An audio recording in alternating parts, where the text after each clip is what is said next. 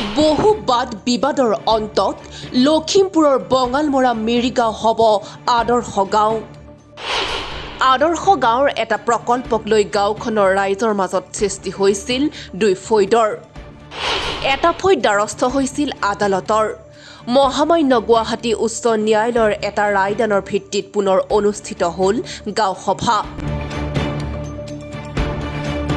বুধবাৰে অনুষ্ঠিত হোৱা গাঁও সভাত সৰ্বসন্মতিক্ৰমে গৃহীত হ'ল বিষ্ণুজ্যোতি ৰংগমঞ্চক নিৰ্মাণ কৰা হ'ব কৃষ্টি বিকাশ আৰু প্ৰশিক্ষণ কেন্দ্ৰ হিচাপে। দুই ফৈদৰ সৰ্বসন্মতিক্ৰমে ২৪ লাখ টকা ব্যয় সাপেক্ষে নিৰ্মাণ হ'ব ৰংগমঞ্চটো। ইতিমধ্যে উচ্চ ন্যায়ালয়ৰ নিৰ্দেশ মৰ্মে সভাত উপস্থিত থাকে বিহপুৰীয়া ৰাজহ চক্ৰ বিষয়া আৰু কৰুণাবাৰী উন্নয়ন খণ্ডৰ খণ্ড উন্নয়ন বিষয়া।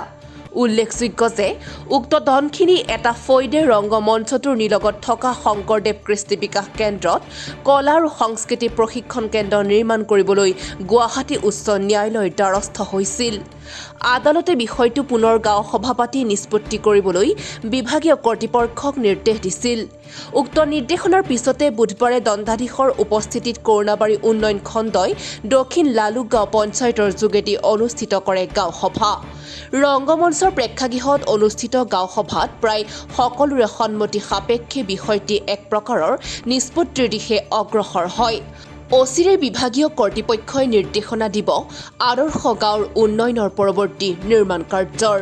আপোনালোকৰ জ্ঞাত যে আমাৰ অসম আদৰ্শ গ্ৰাম যোজনাৰ অন্তৰ্গত আমাৰ এই বঙালমৰা মিৰিগাঁওখন আমাৰ এই সমষ্টিৰ ভিতৰত চিলেকশ্যন হৈছিলে আৰু ইতিমধ্যে যিখিনি আমাৰ আঁচনি ধৰিব লগা আছে সেইখিনি আঁচনি সম্পৰ্কতো আলোচনা হৈ পেলাই আমাৰ গৃহীত হৈছিলে, কিন্তু এটা আঁচনিৰ ক্ষেত্ৰত ইয়াতে অলপ নীতি নিৰ্দেশনাৰ প্ৰয়োজন হৈছিলে আৰু এইটো আঁচনিক লৈ পেলাই আমাৰ গাঁৱৰ ৰাইজৰো অলপ আপত্তি আছিলে আৰু সেই বিষয়টোক লৈ পেলাই তেখেতসকলে মহামান্য উচ্চ আমাৰ গুৱাহাটী হাইকোৰ্টৰ অনাৰেবল গুৱাহাটী হাইকোৰ্টত তেওঁলোক দ্বাৰস্থ হৈছিলে আৰু আমাৰ অনাৰেবল গুৱাহাটী হাইকোৰ্টে এয়া বিচাৰ কৰি আৰু এই যিটো আগতে অৰ্ডাৰ কৰিছিলে সেইটোৰ ষ্টে অৰ্ডাৰ দিছিলে আৰু নতুন এখন গাঁও সভা পাতি তেওঁলোক গাঁও সভাৰ সৰ্বসন্মতিক্ৰমে নিৰ্ধাৰিত যি 10টা বিষয় আছে সেই বিষয়ৰ ওপৰত আঁচনি গ্ৰহণ কৰিবৰ কাৰণে তেওঁলোকক নিৰ্দেশ দিছিলে আৰু সেই মৰ্মে আমি জিলা অতিৰিক্ত আয়ুক্ত মহোদয়ৰ নিৰ্দেশ মতে আজি আমি এই গাঁও সভাখন অনুষ্ঠিত কৰিছিলোঁ আৰু গাঁৱত গোটেইখিনি ৰাইজে আজি উপস্থিত আছিলে আৰু তেওঁলোকে গাঁৱৰ যিটো গাঁও সভাত সিদ্ধান্ত হৈছিলে সেই মৰ্মে যিটো আমাৰ construction of art and culture training centre বুলি যিটো আমাৰ স্কিম লৈছিলে সেইটো তেখেতসকলে বিষ্ণুজ্যোতি ৰংগমঞ্চৰ এইখিনিত সম্পন্ন কৰাটো বিচাৰিছে আৰু এটা পক্ষ আছে তেখেতসকলে আগৰ স্কিমটো বাহাল ৰখাটো বিচাৰিছে। তো আমি গৈ আজি গোটেই যিখন সভাখনৰ যি সিদ্ধান্ত হ'ল সেই গোটেইখিনি আমি প্ৰচিডিং আকাৰে লিপিবদ্ধ কৰি আমাৰ ঊৰ্ধ্বতম কৰ্তৃপক্ষক জনোৱাৰ যি নিৰ্দেশ সেয়া আমি পালন কৰোঁ। গাঁও সভাৰ উপস্থিত সদস্যসকলৰ ভিতৰত আমি দেখিছিলোঁ যে গৰিষ্ঠ সংখ্যকে এই যিটো ৰংগমঞ্চ আছে সেইখিনিতে আমাৰ আৰ্ট এণ্ড কালচাৰ যিটো চেণ্টাৰ সেই এৰিয়াটো বিচাৰিছে আৰু তাৰ কিছু সংখ্যক ব্যক্তিয়ে আগৰ যিটো আছিলে য'ত আমাৰ আগৰ স্কিমত ধৰিছিলে সেইটো বাহাল ৰখাটো বিচাৰিছে।